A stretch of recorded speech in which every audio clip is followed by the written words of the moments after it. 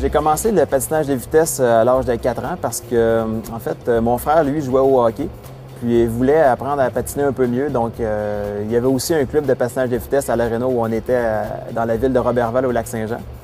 Puis, comme il allait souvent à l'Aréna, j'allais souvent à l'Aréna avec mes parents, j'ai tout simplement embarqué sur la glace à un moment donné. Puis c'est comme ça que j'ai commencé le patinage de vitesse.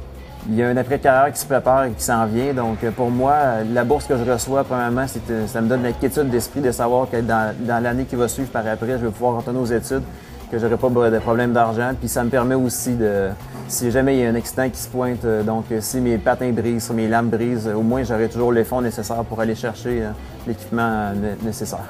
C'est un emploi à temps plein.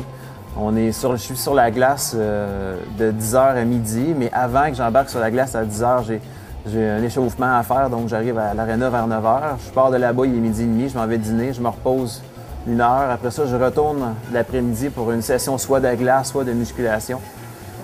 Puis là-dedans, ça, c'est la plus petite journée, mais il arrive aussi que durant l'heure du midi, on a un entraînement entre celle du matin et de l'après-midi qui dure environ une autre demi-heure. Donc, c'est très difficile de trouver le temps d'avoir un emploi à travers tout ça, mais on est bien soutenu grâce à des compagnies comme Molson qui peuvent nous soutenir dans nos efforts. Moi, je m'attends à aller patiner le 500 mètres qui se trouve être la distance sprint aux Olympiques, la distance intermédiaire qui est le 1000 mètres, puis le relais. Donc, j'ai toujours été un sprinter, plus un 1000 mètres, c'est toujours été dans les distances que je faisais le mieux, puis au relais parce que j'ai beaucoup d'expérience, puis je m'attends à pouvoir le patiner. Donc, c'est une possibilité pour moi de 3 médailles qui va être étalée sur environ une douzaine de jours aux Jeux olympiques. Vivre les Jeux à la maison au Canada, c'est extraordinaire parce que premièrement, il y a peu d'athlètes qui ont la chance de vivre ça. Puis moi, quand j'ai gagné la médaille d'argent à Turin en 2006, j'avais une grande chance de médaille d'or pour la médaille d'or aux 500 mètres. Puis quand j'ai gagné la médaille d'argent, évidemment, j'étais extrêmement content parce que c'était une médaille olympique, puis tout le monde rêve d'en avoir une. Mais étant donné que je sais que j'ai une chance d'avoir une médaille d'or, premièrement, je me suis dit, ça vaut la peine que je continue. Puis en plus, je vais avoir des Jeux olympiques au Canada.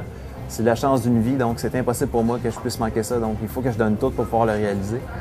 Puis j'espère que j'ai bien l'impression que ça va être des Jeux extraordinaires. Mon objectif aux Jeux olympiques de 2010 serait de remporter 2 médailles, donc une au relais, parce que je crois que l'équipe nationale est amplement de la trempe d'une médaille d'or aux Olympiques. Je vise rien de moins que la médaille d'or aussi aux 500 mètres, étant donné que j'ai été ranké premier l'an passé aux Coupes du monde. Pour moi, ça me donne beaucoup de confiance, puis je sais personnellement que je peux réussir ça, donc je m'en vais là-bas avec une médaille d'or en tête. Je sais que c'est beaucoup, mais ça donne à rien de viser plus bas parce que je le sais que je suis capable de réaliser ça. Le message que je voudrais envoyer aux employés de Molson serait premièrement de vous remercier de m'avoir supporté dans mes efforts pour aller aux Jeux olympiques. Puis en tant qu'athlète, je vais vous garantir que je vais tout faire pour bien représenter le Canada aux Jeux olympiques ainsi que la grande famille Molson aux Jeux olympiques de Vancouver 2010. Merci beaucoup. Santé!